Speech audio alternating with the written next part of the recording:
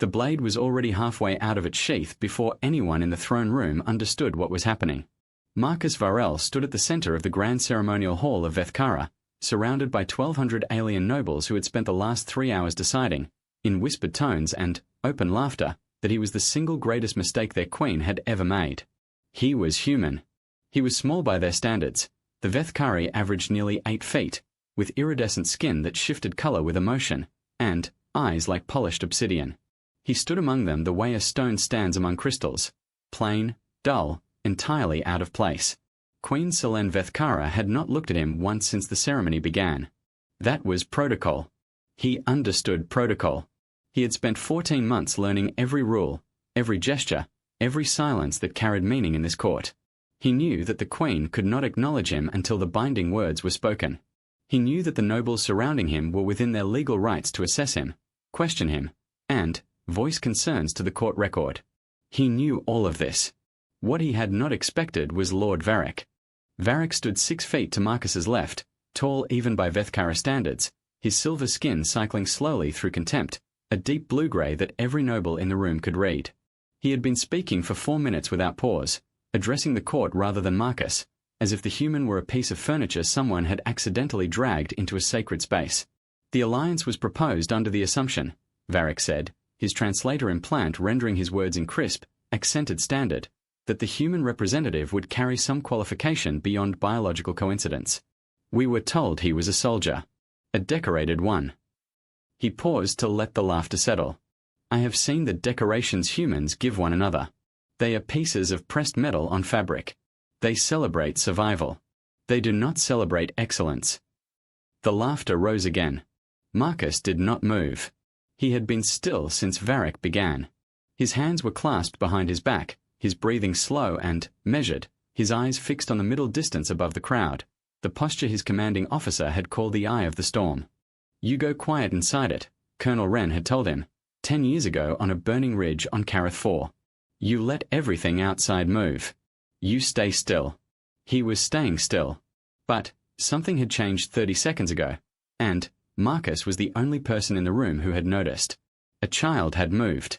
She was Vethkari, perhaps 7 years by their reckoning, small for her species, barely taller than Marcus himself, with pale silver skin and wide dark eyes. She had been sitting with a cluster of noble children on the elevated gallery to the right of the throne dais, well behind the ceremonial barriers. Children were permitted at binding ceremonies as witnesses but were strictly confined to the gallery. She was no longer in the gallery. She had slipped beneath the barrier rail. Marcus had caught the motion in his peripheral vision, and was now moving quietly along the far wall, drawn, it appeared, by the enormous decorative arrangement of Vethkari honor blades mounted behind the queen's throne. The blades were ancient, ceremonial, and, as Marcus knew from his 14 months of study, still sharp enough to split light itself. Varric's voice continued. The human brings no fleet, no territory, no strategic value that our own expansion could not achieve within a generation. What he brings is novelty. The queen has been charmed by novelty before. A sound stopped him. Not loud. A single metallic ring, the sound of a blade shifting in its mount. The child had reached the display. Her small hands were wrapped around the hilt of the lowest blade, a weapon half her height, and she was pulling. Marcus was already moving. He did not run. Running in the ceremonial hall during a binding was grounds for immediate removal. He knew that. He walked, fast and direct, covering the distance in 8 strides while every noble in the room was still processing the sound. The child pulled harder.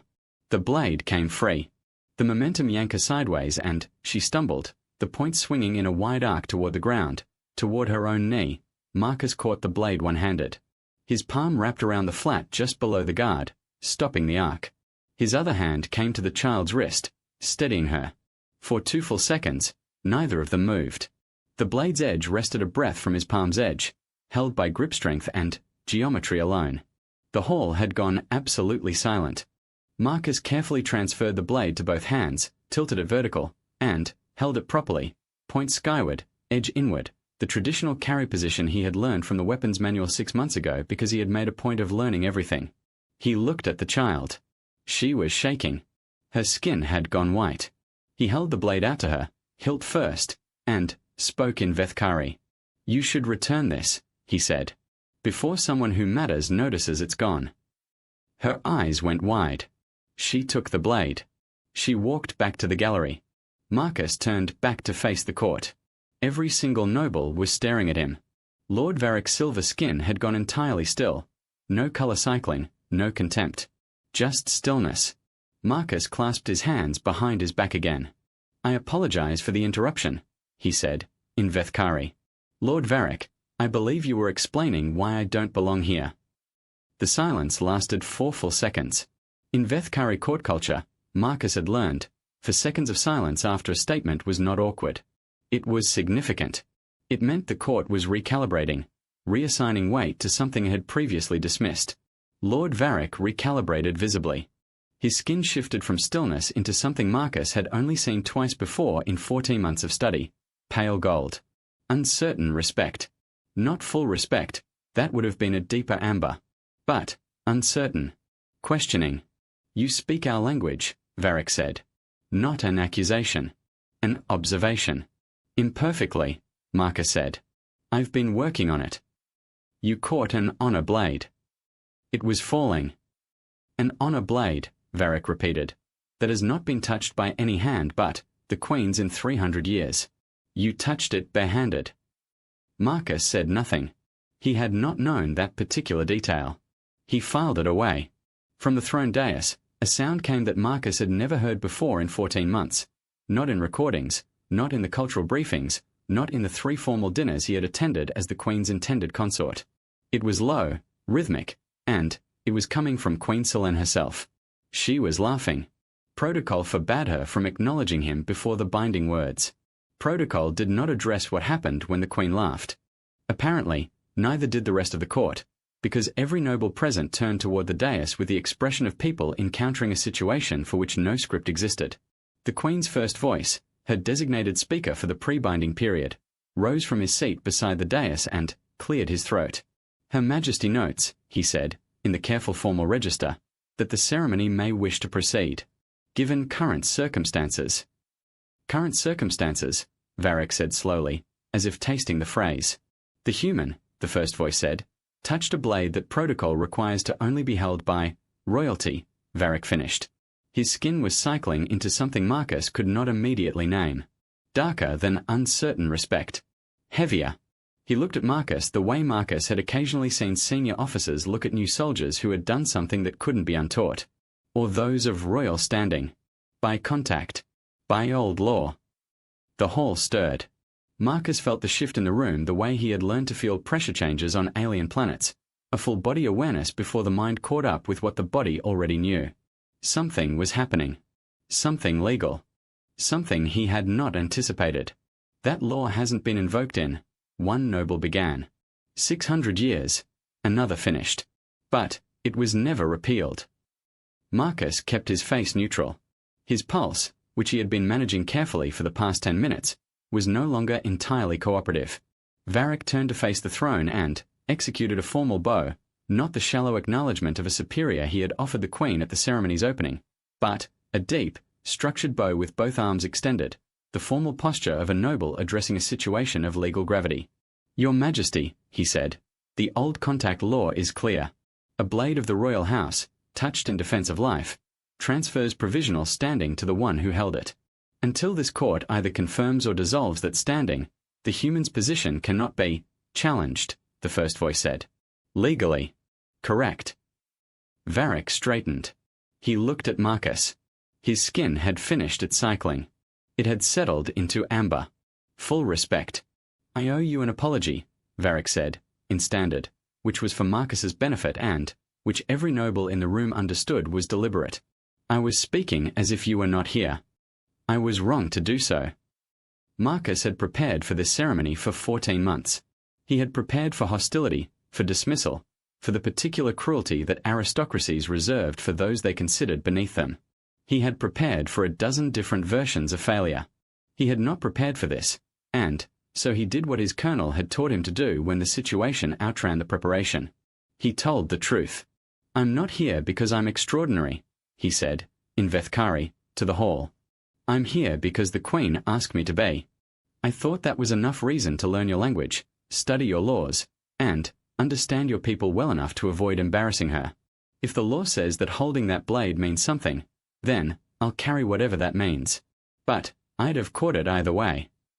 Silence again. 3 seconds this time. The child in the gallery, the one with the white skin and the wide dark eyes, broke it. She called down from the gallery in a child's high voice. He called me small one in Old Vethkari when he handed the blade back. Nobody uses Old Vethkari. Every adult in the room turned to look at the child, and then back at Marcus. It was in the cultural histories, Marcus said. It seemed appropriate for a child. The first voice covered what might have been a smile. Her Majesty suggests, he said, that we proceed. The binding words took 40 minutes. They were ancient, formulaic, and required call and response in both Standard and Vethkari, a diplomatic compromise arranged 2 years ago when the alliance was first proposed.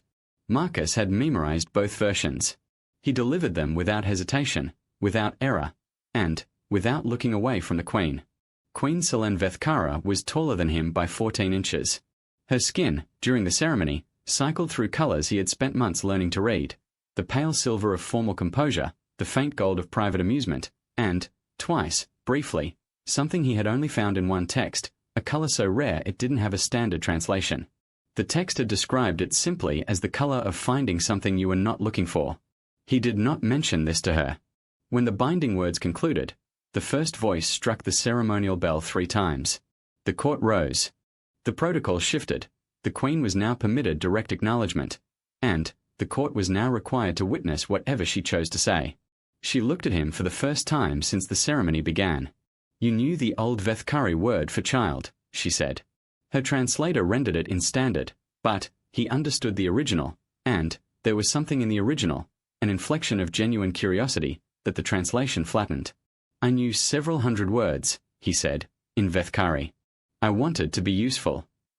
You caught an honor blade with your bare hand. It needed catching. She was quiet for a moment. Her skin moved through color slowly. Lord Varric has not offered full respect to anyone outside the royal line in 40 years. He seemed sincere. He was. She stepped down from the dais, which was not protocol. Queens did not descend from the dais during binding ceremonies. The dais was a fixed point of authority, and every noble in the hall collectively stopped breathing. She stopped 2 feet from him. Eye level, almost. You have caused more disruption to established order in one afternoon than our court has seen in a decade. I apologize, he said. Don't.